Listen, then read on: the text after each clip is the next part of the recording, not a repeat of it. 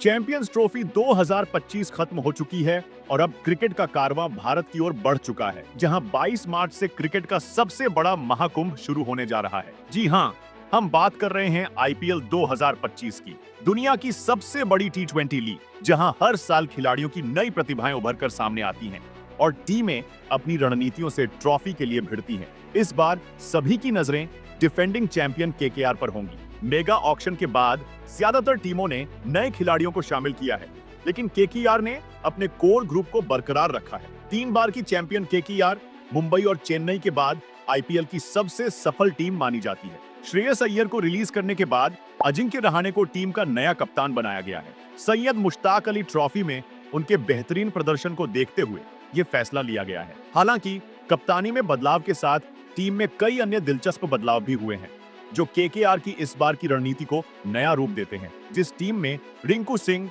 और Andre Russell जैसे power hitters हों, वरुण चक्रवर्ती अपने करियर के पीक पर चल रहे हों, सुनील नरीन अपनी मिस्ट्री स्पिन और खतरनाक ओपनिंग से विपक्षी टीमों को धूल चटाने को तैयार हों, उस टीम को हमेशा से ही खिताब का प्रबल दावेदार माना जाता है। तो आइए करते हैं इस टीम का डिटेल्ड स्क्वाड एनालिसिस, साथ ही इस टीम की सबसे बेस्ट प्लेइंग 11 भी चुनते हैं।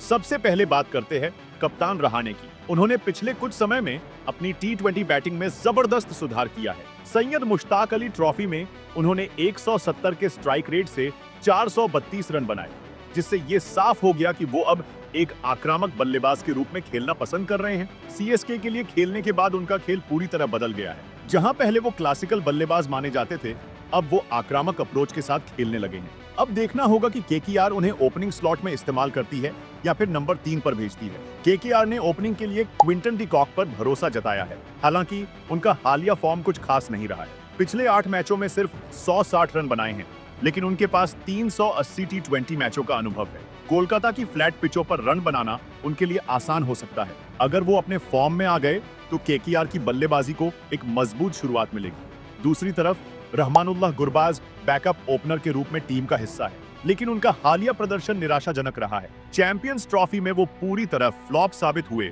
जिससे यह सवाल उठता है कि क्या केकेआर उन पर भरोसा जताएगी। हालांकि उनका टी20 स्ट्राइक रेट 146 का है, जो बताता है कि अगर उन्हें सही मौका दिया जाए तो वो खतरनाक साबित हो सकते हैं। इसके अलावा युवा बल्लेबाज अंगकृष रघुवंशी भी टीम में हैं। उन्होंने अब तक केकेआर के लिए 10 मैच खेले हैं और 155 के स्ट्राइक रेट से रन बनाए हैं। मिडिल ऑर्डर में विस्फोटक बैटिंग करने की उनकी काबिलियत केकेआर के लिए एक बोनस हो सकती है। केकेआर ने इस बार अपने पुराने खिलाड़ी मनीष पंडी को वापस टीम में शामिल किया है। पेंडी को आईपीएल के पहले भारतीय सेंचुरियन के तौर पर जाना जाता है। 170 से ज्यादा आईपीएल मैचों में 3800 से ज्यादा रन बना चुके पेंडी का अनुभव केकेआर के काम आ सकता है, लेकिन उनकी सबसे बड़ी समस्या रही है उनका स्ट्राइक रेट। केकेआर के सबसे भरोसेमंद बल्लेबाज रिंकू सिंह इस बार भी टीम की जान होंगे। पिछले सीजन में 5 गेंदों में 5 छक्के मारकर उन्होंने इतिहास रचा था। वो केकेआर के साथ साथ भारतीय टीम के भी सबसे बड़े एक्स फैक्टर बन चुके हैं। 46 आईपीएल मैचों में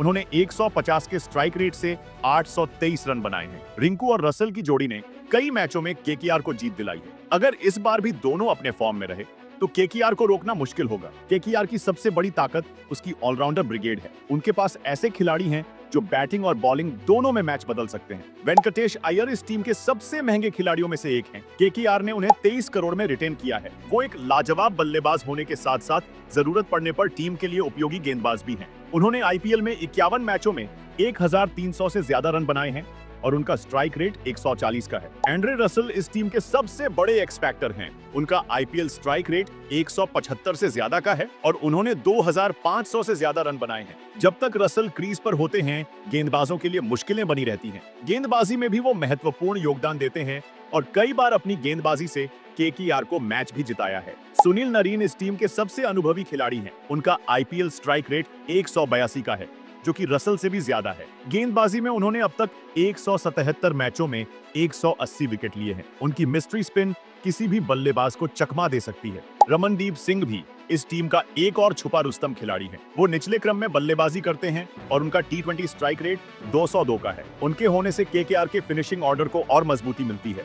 केकेआर के पास इस बार भी एक मजबूत गेंदबाजी आक्रमण है, लेकिन मिचेल स्टार्क की गैर मौजूदगी एक बड़ा सवाल बनी रहेगी। उनके रिप्लेसमेंट के तौर पर टीम में स्पेंसर जॉनसन को शामिल किया गया है। वो पहले जीटी के लिए खेले थे, लेकिन उनके आंकड़े ज्यादा प्रभावशाली नहीं रहे। 5 मैचों में सिर्फ 4 विकेट और 10 की इकोनॉमी रेट। ऐसे में ये देखना होगा कि क्या केकेआर ने उनके रूप में सही विकल्प चुना है। तेज गेंदबाजी आक्रमण में उनके साथ होंगे एनरिच नॉर्चे, जो आईपीएल के सबसे तेज गेंदबाजों में से एक हैं। हालांकि वो अभी चोट से उबर रहे हैं। आईपीएल करियर में 46 मैचों में 60 विकेट लेने वाले नॉर्चे की फिटनेस इस बार केकेआर के लिए अहम रहेगी। हर्षित राणा पिछले सीजन में केकेआर के उभरते हुए सितारे थे। उन्होंने 9 विकेट लेकर खुद को साबित किया था। यॉर्कर्स उन्हें टीम के लिए एक बड़ा हथियार बनाते हैं।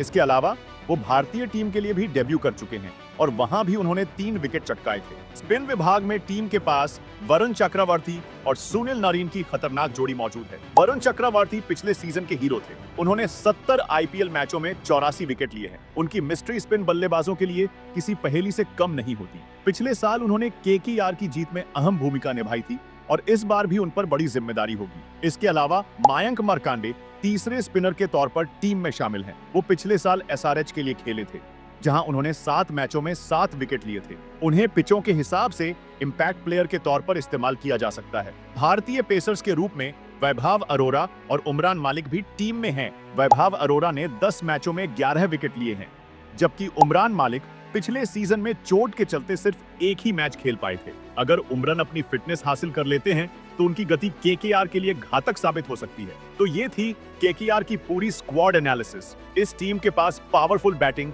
खतरनाक ऑलराउंडर्स और मिस्ट्री स्पिनर्स का तगड़ा कॉम्बिनेशन है। लेकिन क्या अजिंक्य रहाणे की कप्तानी में केकेआर अपना चौथा खिताब जीत पाएगी? क्या ये टीम दोबारा आईपीएल की सबसे खतरनाक टीम बनकर उभरेगी? आपका क्या सोचना है? कमेंट करके बताइए। और अगर वीडियो पसंद आया हो तो लाइक, शेयर और रन चेस को सब्सक्राइब करना ना भूलें।